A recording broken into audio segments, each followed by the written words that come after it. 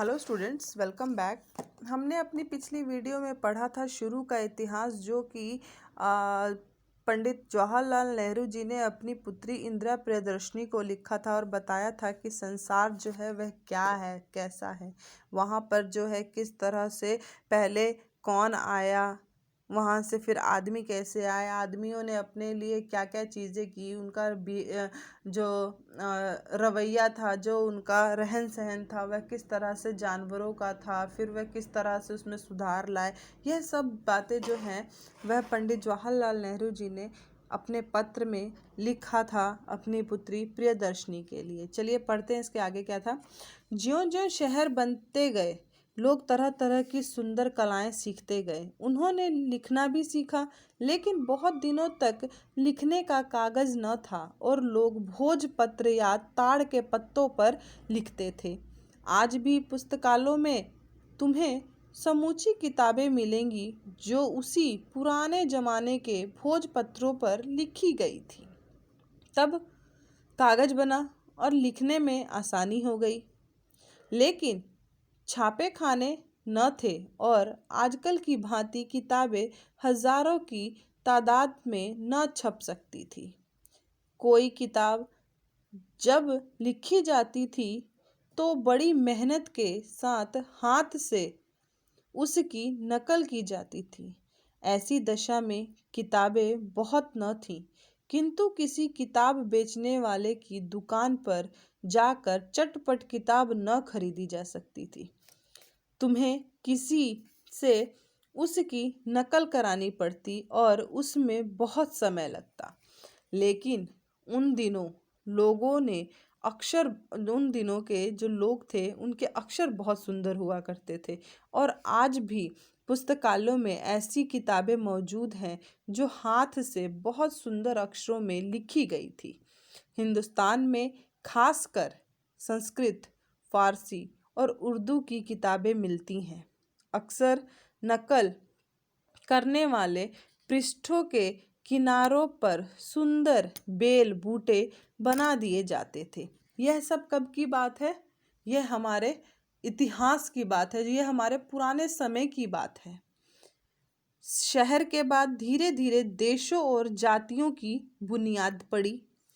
जो लोग एक मुल्क में आस-पास रहते थे उनका एक दूसरे से मेल जोल हो जाना स्वाभाविक था। वे समझने लगे कि हम दूसरे मुल्क वालों से बढ़ चढ़कर हैं और आज भी लोगों की समझ में नहीं आ रहा है कि लड़ने और एक दूसरे की जान लेने से बढ़कर बेवकूफ़ी की बात और कोई नहीं हो सकती है। इससे किसी का फ़ायदा नहीं है। जिस ज़माने में शहर और मुल्क बने, उनकी कहानी जानने के लिए पुरानी किताबें कभी कभी मिल जाती हैं, लेकिन ऐसी किताबें बहुत नहीं हैं। हाँ, दूसरी चीज़ों से हमें मदद मिलती है। पुराने ज़माने के राजा महाराजा अपने समय का हाल पत्थर के टुकड़ों और खंभों पर लिखवा दिया करते थे।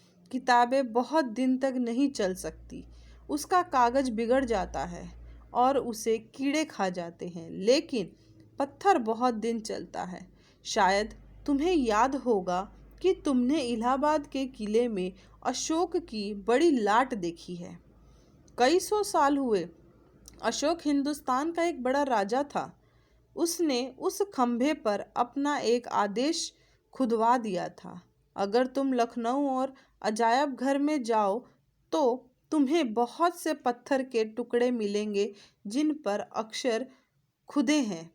संसार के देशों का इतिहास पढ़ने लगोगी तो तुम्हें उन बड़े बड़े कामों का हाल मालूम होगा जो चीन और मिस्र वालों ने किए थे। उस समय यूरोप के देशों में जंगली जातियां बसती थी। तुम्हें हिंदुस्तान के उस शानदार जमाने का हाल भी मालूम होगा जब रामायण और महाभारत लिखे गए थे और हिंदुस्तान बलवान और धनवान देश बन गया था। पंडित जवाहरलाल नेहरू। ये जो है पत्र उन्होंने जब लिखा इंदू को, यानी कि इंदिरा प्रियदर्शनी को, तो उन्होंने बताया कि किस तरह से जो है इतिहास जो है वह बदलता गया, आगे बढ़ता गया, लेकिन उस इतिहास की जो बातें हैं वह कहीं ना कहीं जो है वह छपती गई थी। कभी भोजपत्र पे, कभी खुद से लिखा गया किताबों पर, कभी छपवाया गया, कभी गुदवाया गया। किस तरह से जो है पुराना इतिहास जो है वह आज भी कहीं ना कहीं जो है वह मौजूद है। ये था पत्र शुरू का इतिहास।